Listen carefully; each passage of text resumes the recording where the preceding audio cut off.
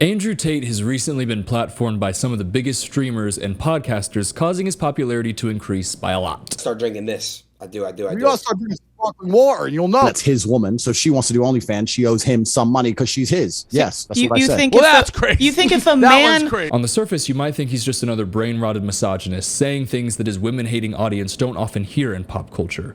But he's way worse than that. Sex trafficking is a form of modern-day slavery in which individuals perform commercial sex through the use of force, fraud, or coercion. Commercial sex isn't like in a progressive ad it means for money. And now that we've defined that term, we'll know what it means when I come back to it later when I describe his experiences doing that. Andrew Tate has a similar audience to the Steven Crowders, Ben Shapiros, and Jordan Petersons of the world. Actually, he dated Jordan Peterson's daughter, and both her and Jordan said they loved him, which, is kind of a bad look on all sides. And although I personally hate each of the people I just mentioned, Andrew Tate is much, much worse. And I'm not saying that lightly. I fucking hate those three. It's not just misogynistic ideologies and brain-rotted takes with him. He has openly admitted to manipulating women, forcing them into sex work, and then taking that money. So, Aiden Ross, Dave Portnoy, Josh Richards, it's not funny to have him on your show to goof around with.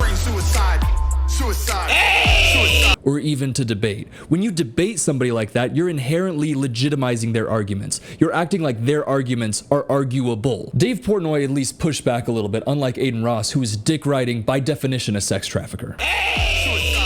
But Andrew Tate is so far off the deep end, it's like arguing with a Nazi that Jewish people are good, or with a KKK that people of color are equal, or with the YouTube comment section that Jimmy Fallon is talented. When you even open up that argument on your platform, you're showcasing your viewers that there's two sides to this, really. There's really two sides. There's not two sides. Look at the thumbnail of this official clip from the BFF podcast. Is Andrew Tate a sexist? Framing it like that is like, maybe he is, maybe he isn't. No, he is. He is. Is Andrew Tate a sexist? How about you watch this and then tell me if that should even be a question?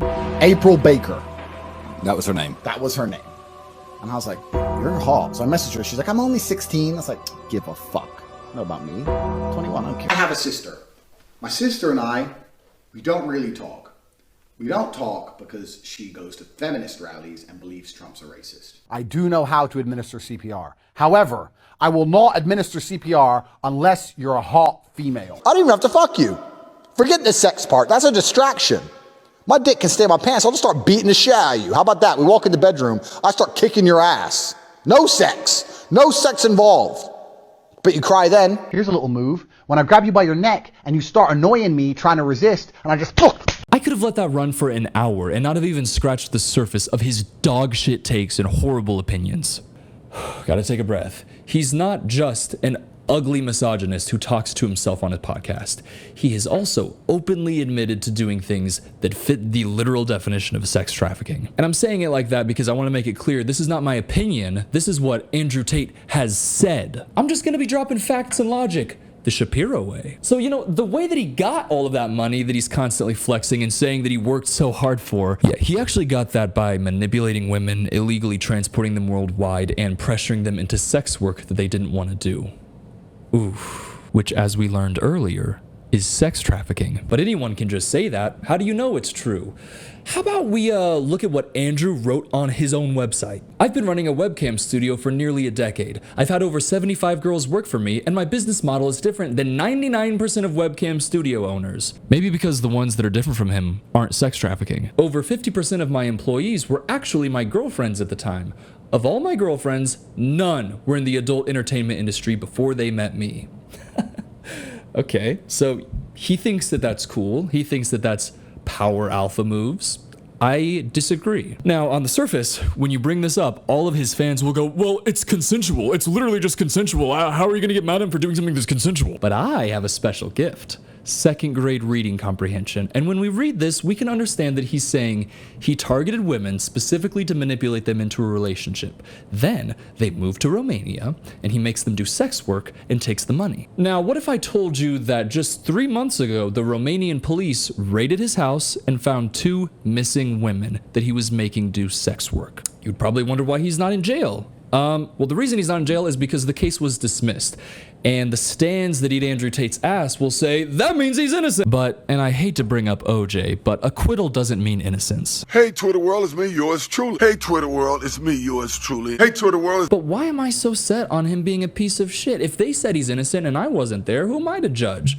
Well, Andrew Tate has openly said that the reason he moved to Romania is because of the corruption that runs rampant throughout the government there. Andrew Tate has freely talked about the reason he moved to Romania being corruption is so much easier and more accessible for him there. And you can bribe off police chiefs, judges, government officials. You can meet with the prime minister if you pay enough. And that's not speculation.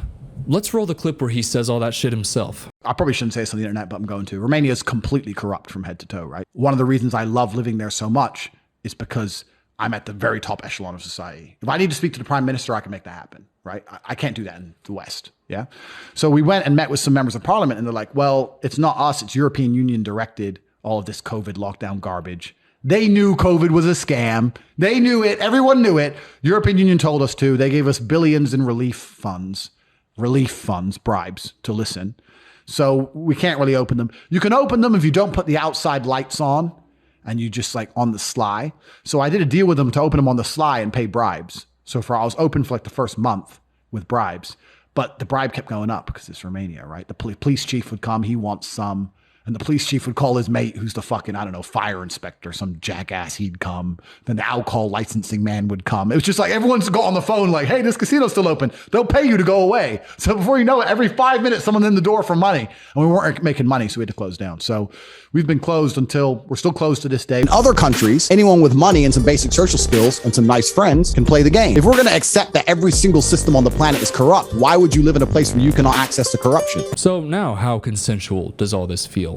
Promising your girlfriend a life of luxury and then moving her to Romania and then saying, you have to do this sex work for me and give me all the money. That's not consensual. That's coercion, which was in the definition of sex trafficking. Now, add on the fact that he can pay off anybody in power.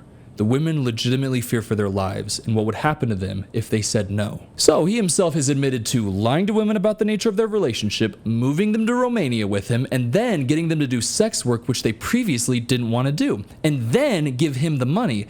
And if they don't, well, that sucks. You're already in Romania, where he can take whatever violent action he wants without consequences by bribing anybody he needs to. He himself has laid all of that information out there, and there are people who still think that he's just a quirky little cool guy to have on their podcast. Andrew Tate has laid all the information out there. Information that literally describes him as a sex trafficker. Information that he freely and openly gives unprompted. So if that's what he's giving, who the fuck knows what he's hiding? And I'm not going to speculate on what he could be doing, because what we know he's doing is fucked up. He's not just a misogynist. He's by definition a sex trafficker. And that's not my opinion. That's what he's described. And if there's any brain-rotted Andrew Tate stans watching this thinking, that's baller, look at all that money, you're just jealous he figured out how to do it. Let me be perfectly clear. Yeah, I would like to have more money, but infinitely more than that, I would like to be loved by the people that I love. I would like to have close, vulnerable relationships with my friends and family, and I'd like the ability to do anything I want creatively. And by the way, I've got all that. And I have more money than I need that I get to invest so that I can retire with a family that I love. But you'd rather sit alone, sad and depressed in a Bugatti? Suck it, bitch. I made the joke before you could, but my point remains. What do you have, Tate? Women fucking hate you, your mom doesn't love you, and your dad doesn't respect you. Your dad gave you and your brother a casino, which you then bankrupted by bribing too many government officials while you were trying to skirt COVID regulations. The money you have now, you didn't even work for. You just followed the definition of sex trafficking like it was a tutorial and then stole the money from the women who actually work for it. And on top of that, you are one ugly motherfucker who evidently can't read. I'm too smart to read. I can't just sit there, oh, and the pirate on the boat. Like, just for people with slow brain. But Andrew Tate could listen to everything that I just said and still not understand what I'm talking about. So how about I put this in a way that you do understand? You see, Andrew Tate used to be a dog shit YouTube rapper. So I decided that maybe I should make a dog shit UK drill diss track on the most popular sex trafficking YouTuber. Try to pay attention, Andrew. Oi, Andrew! You stupid, ugly cunt! Andrew Tate, you are a fucking bum! no bitches. Andrew Tate, you look like a thumb. From Spy Kids. Call me sparkling water the way I'm popping your ass, mate. I tap not water but your mom. Tate, too dumb to make your own money, so you had to steal it from the back of fucking women. You can't read. Looking like you crawled out of the second BC. Neanderthal. These dirty fucking bars aren't the only ones you'll see. You don't understand, mate, you didn't work for your money. Yeah, you might be rich, but you're still fucking ugly. Fetal alcohol syndrome, got your face looking loony. Your only look alike is the bloke from the Goonies. You can't read. Hopefully this video has helped to inform you on this ugly piece of shit. If you could share this video, like make clips or whatever, I just want to really spread the word about how awful he is, because I don't see enough people talking about how he literally...